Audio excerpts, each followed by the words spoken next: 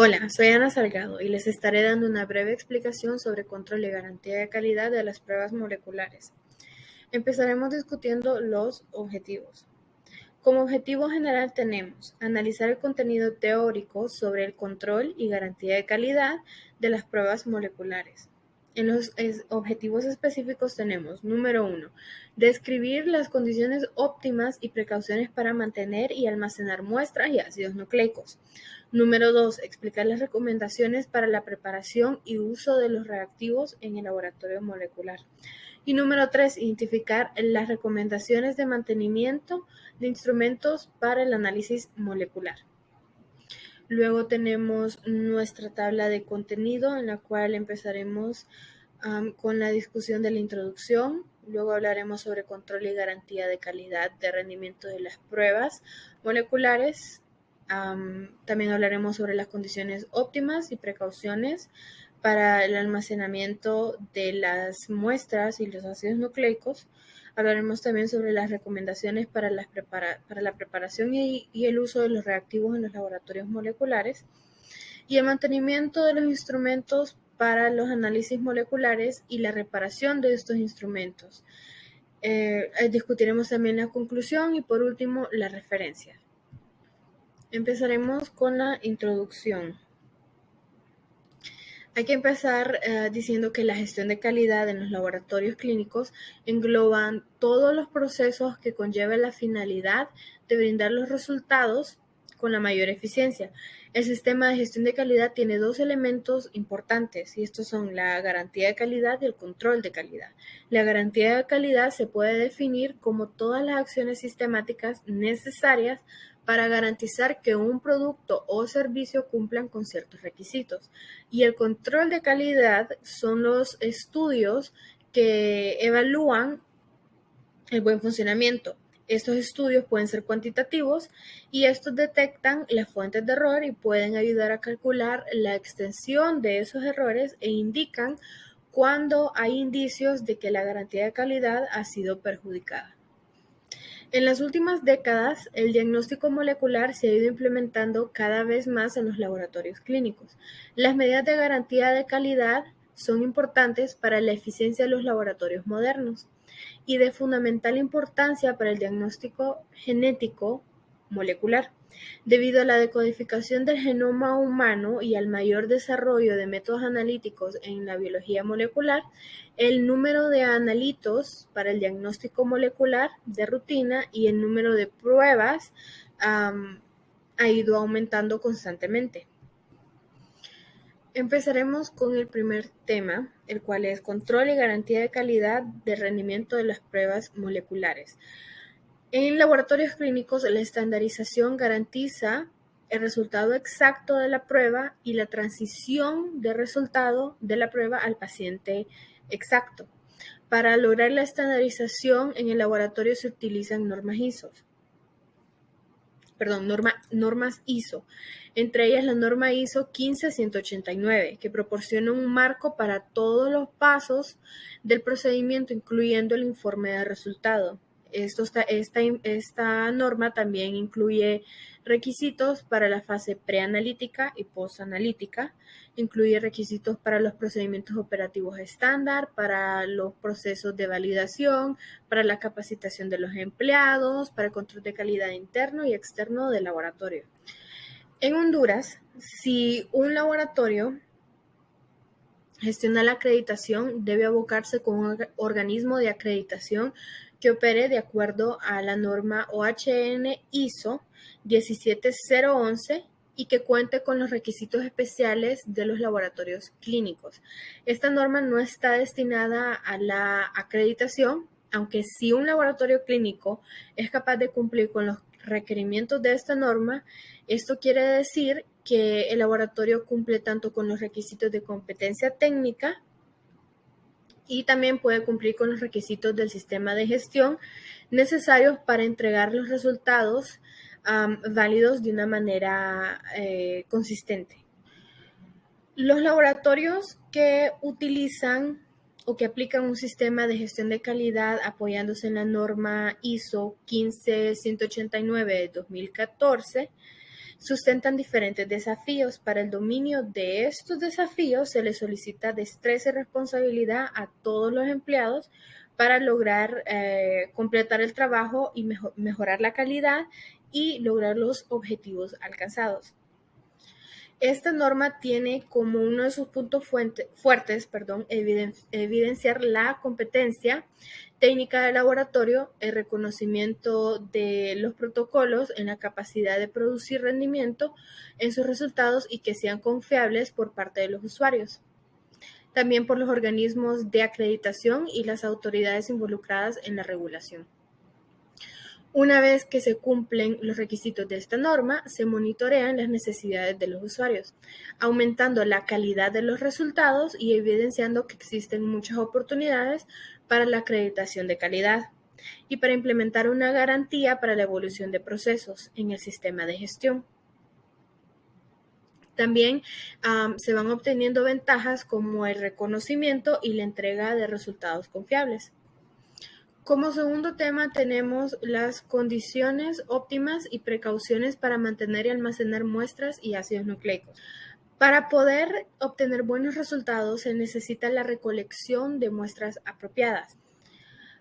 El laboratorio debe de tener criterios de aceptación para las muestras, aquellas que tengan algunas características inaceptables deben de ser rechazadas. Algunas de estas características inaceptables pueden ser la identificación inadecuada, o sea que la muestra no esté correctamente identificada, un volumen insuficiente de sangre extraído en jeringa o en tubo con aditivo, utilizar tubos de recogida deficiente, que ocurra hemólisis en la muestra de sangre, que haya un transporte deficiente y la presencia de sustancias interferentes. La prueba de amplificación de ácidos nucleicos, NAT, en sus siglas en inglés, Nucleic Acid Amplification Testing, se ha convertido en una pieza sustancial en los laboratorios de microbiología clínica para la detección de patógenos microbianos. Deben hacerse uso de procedimientos operativos estándar y documentación apropiada asociada al manejo también ahí tiene que haber un manejo apropiado de las muestras para asegurar un almacenamiento y trazabilidad adecuados. También debe haber una calibración de equipos y reactivos designados por el laboratorio y uso de reactivos precalificados. La participación de programas de garantía de calidad externa también ayuda a conservar una implementación de pruebas confiables y ayuda a la identificación temprana de errores. Las condiciones para mantener y almacenar las muestras que no se van a analizar inmediatamente son que se debe de almacenar en un refrigerador a 4 grados Celsius, y si no se va a analizar en poco tiempo, lo correcto es almacenarlas y congelarlas a menos 20 grados Celsius. Sin embargo, cabe señalar que hay algunos componentes como las isoenzimas que se alteran por el proceso de congelación. En estos casos, lo más adecuado es que se almacene en un refrigerador a 4 grados Celsius el mayor tiempo posible.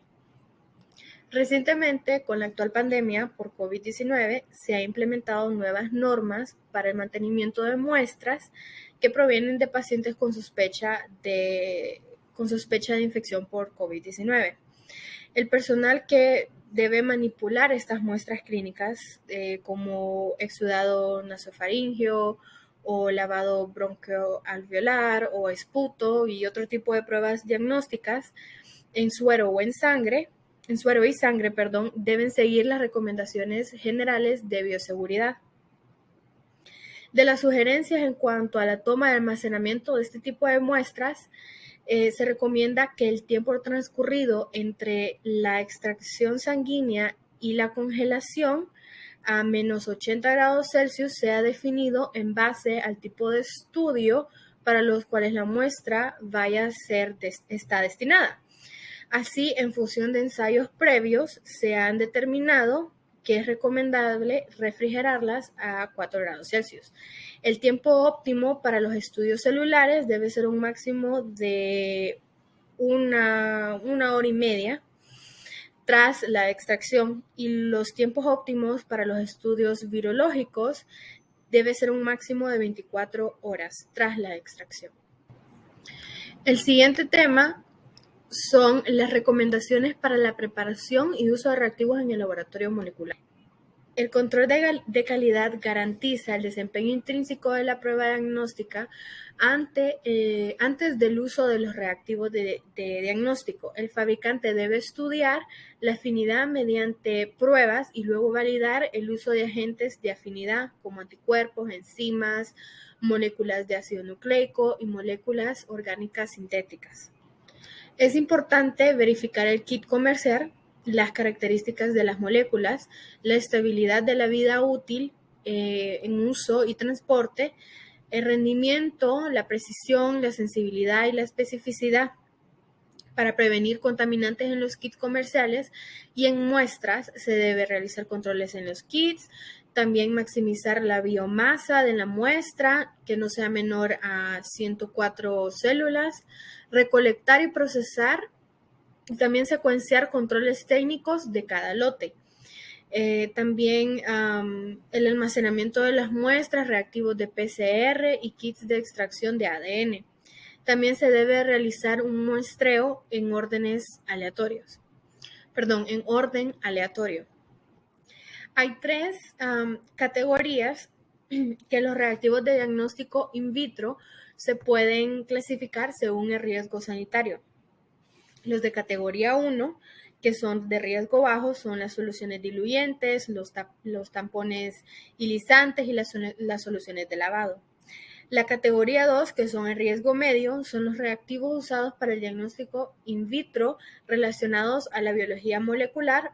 Y la categoría 3, que es de riesgo alto, son usados para el diagnóstico de enfermedades transmisibles. Luego pasamos al siguiente tema, que es el mantenimiento de instrumentos para análisis molecular. Los instrumentos utilizados en el laboratorio molecular deben ser supervisados y mantenidos para garantizar un rendimiento constante y que los resultados de las pruebas sean precisos. Se deben de verificar los ajustes de temperatura, los temporizadores, los niveles de señal de fondo. El personal del laboratorio debe documentar todo el mantenimiento, y deben haber las llamadas de servicio, también tienen que estar documentadas, las calibraciones que ocurren y los cambios que hay en las piezas de los refrigeradores y congeladores u otro equipo que se utilizan ya sea para almacenar las muestras o reactivos las muestras del paciente o los reactivos. En cuanto a los refrigeradores, se deben de revisar los termómetros y se registra la temperatura más alta y la temperatura más baja alcanzadas, y estos registros ocurren en las rotaciones del personal durante el día. Se debe dar también mantenimiento a los controles de velocidad de las centrífugas y microcentrífugas, que se controlan o se calibran al menos una vez al año mediante un tacómetro. Las pipetas automáticas utilizadas para dispensar las cantidades específicas de reactivos se deben probar antes de su uso, y estas se deben recalibrar cada 6 meses o según sea necesario, dependiendo del uso que se le da. Las fuentes de conexión de electroforesis se prueban al menos una vez al año para garantizar una fuente de voltaje precisa. El personal debe estar capacitado para el funcionamiento seguro. La verificación de la calibración de los materiales de concentraciones conocidas en todo el rango notificable se prueban como muestras de pacientes para asegurar que el sistema de prueba sea exacto.